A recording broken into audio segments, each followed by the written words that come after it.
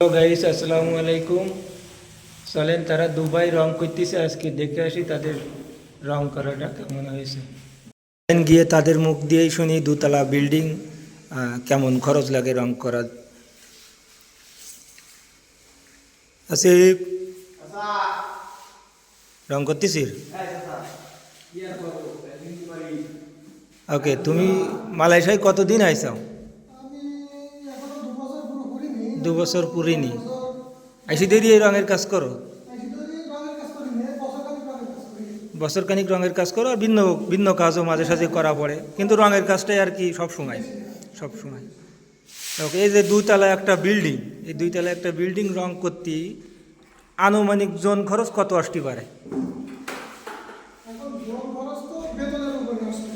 বেতনের উপরে আসবে? হ্যাঁ, জন খরচ। না মানে তুমি জনে রিসিভ করো, মিস্ত্রি রিসিভ করার দরকার নেই। তুমি মানে একটা বিল্ডিং টোটাল রং করতে কত টাকা লাগতে পারে? এরকম একটা বিল্ডিং দুইতলা, ওপরে সিঁড়ি আছে ওপরে ওঠার জন্য, এরকম একটা বিল্ডিং সাতটা জমা দিয়ে যাবে। 7টা জনে এরকম কাজ করা সম্ভব? তেলের রং ঠং সব সব কমপ্লিট। যাও, 7টা জনের দাম হলে এরকম দোতলা একটা বিল্ডিং অবশ্যই রং করা সম্ভব।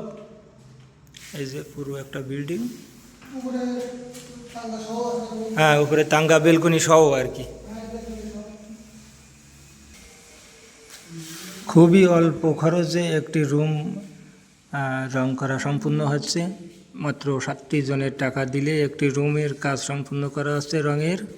এখানে বসেরাও অনেক লাভবান, যত একটি রুমে 7 দিনে 7টা জনের কারা করা হয়েছে, বসেরাও অনেক লাভবান। ভিডিওটা ভালো লাগলে অবশ্যই লাইক কমেন্ট শেয়ার করে পাশে থাকবেন। ধন্যবাদ সবাইকে।